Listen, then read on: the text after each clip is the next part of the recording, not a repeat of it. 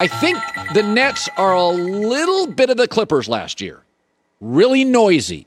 Lot of stories. I fell in love with them. I fell in love with the talent in the roster. And then I wake up and go, of course, they don't play together. And I think it's impossible to solve your chemistry in the playoffs against the best coaches and the best schemes and the best teams. And I'm looking at Brooklyn and I'm like, they're the Clippers. I'm falling in love with them. They're not great defensively. Clippers are pretty good defensively, but they played together 7 games. Your thoughts on that? Right.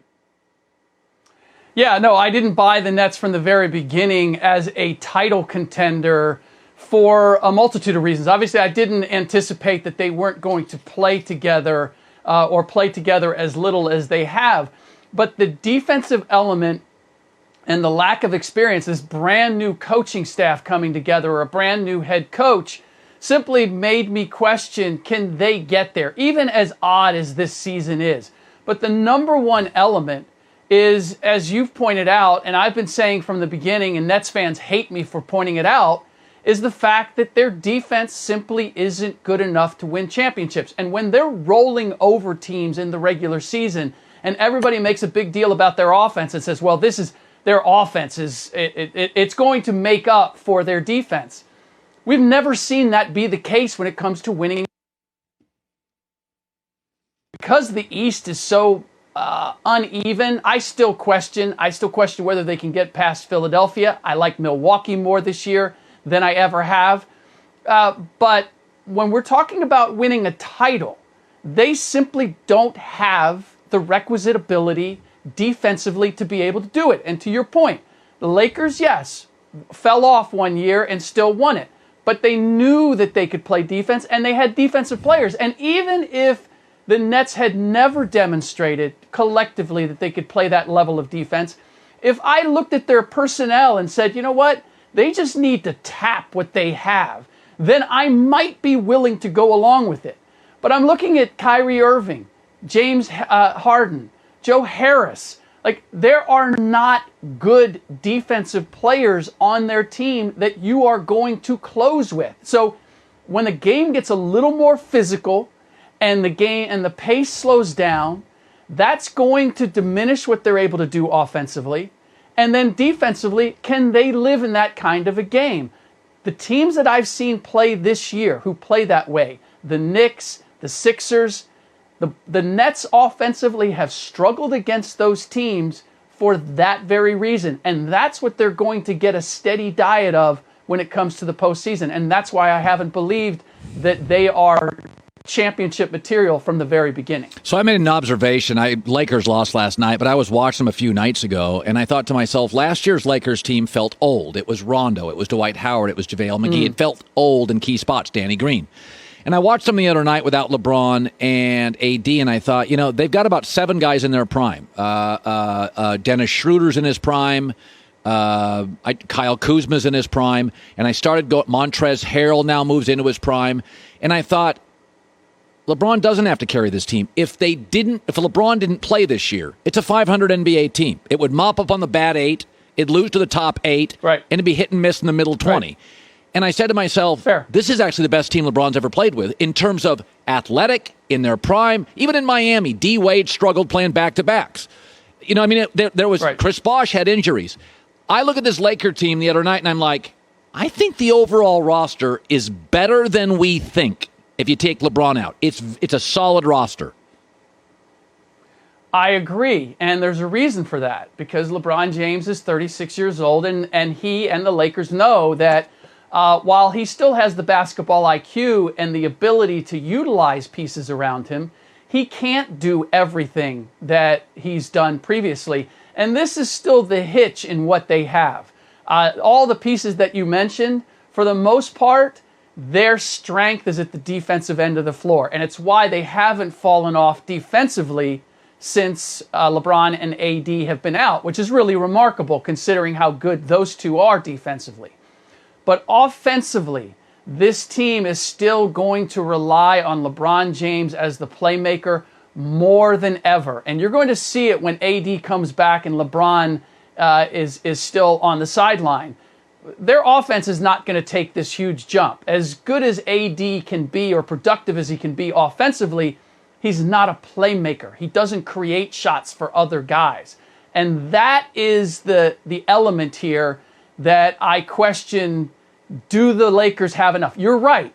The talent overall is probably, I wouldn't put it ahead of those Miami Heat teams. There was a special group there. They still had a lot of guys very similar that were in their prime, and they were in the East, so there was a difference there. But this still comes down to LeBron James having to do a tremendous amount at the offensive end to make them championship caliber, and I'll be willing to see if they're able to do that. By the way, you underplayed Charles Barkley. You called yourself a hypocrite. Charles Barkley is the biggest hypocrite in talking about he can't root for the Nets, because you downplayed it. Look, he didn't join Scottie Pippen and Hakeem Olajuwon in Houston.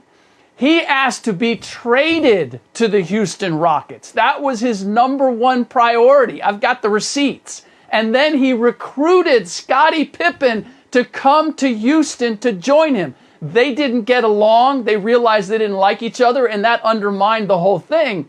But for him to suggest that he doesn't like guys getting together to chase a ring is just, as it is hypocrisy 101, because I remember I was there. Charles did the exact same thing in going to the Rockets. By the way, finally, Clippers. I do think second-year Paul George, Kawhi probably do have better chemistry. I said this, Joy and I, the longer we work together, the better the chemistry. It's the reality. Longer you're in a marriage, Sure. You can finish each other's sentences. That's the reality. I do think the Clippers' chemistry is better, but I don't know if I can jump back on the bandwagon. Is it safe? I believe that it is safe. Now, are they going to win it? There's so many things that could still potentially go wrong injury-wise, matchups, etc. But I have far more confidence. First of all, anybody who is reluctant to get on that bandwagon because the Clippers disappointed them last year, this is a completely different Clippers team. They are playing in a completely different way. I can't underscore the difference that it makes in having a Luke Kennard rather than a Landry Shamet, or a Serge Ibaka rather than a Montrezl Harrell. And most important, Paul George and Kawhi Leonard having been humbled. Maybe Kawhi Leonard more so than Paul George. What I am seeing from Kawhi Leonard is him getting back to the blue-collar defensive gem that he can be. He wasn't that last year. He wanted to come in and he wanted to be the guy orchestrating the offense, and it was all about him. He's gotten back to basics, and he's allowing Paul George to do what he does best, which is be more of a playmaker at the offensive end. And then adding Rajon Rondo, getting Rajon Rondo for Lou Williams, to me was the final stroke that they needed. I had the question, does Rondo still have enough to demonstrate that these guys, that they should respect him? And what he's shown early on is, yes, he does. He's not physically the same player that he's been in the past, but he's a little bit in that Jason Kidd in Dallas mode, where he still has the IQ, he still has the brains, he can still make enough plays to be respected, and he makes everybody happy to be on the floor, because they know if they run the floor hard, he's going to get them the ball. If they fight for position, he's going to get them the ball. And most important, he's going to hold everybody accountable. He is the voice that they needed in that locker room and on the floor. And so are the Clippers going to win it? I don't know. Are they going to come out of the West? I don't know. But this is a dramatically different team than the one we saw play last year. They're not going to fail for the same reason they did last year. Good stuff, Ric Bucher. Have a good weekend, buddy. Appreciate it. You too, Colin. Hi, everybody. Thanks for watching. Subscribe here to get the latest from the show. Also, be sure to check out more of the best clips from The Herd, or go watch a few segments from other shows on FS1.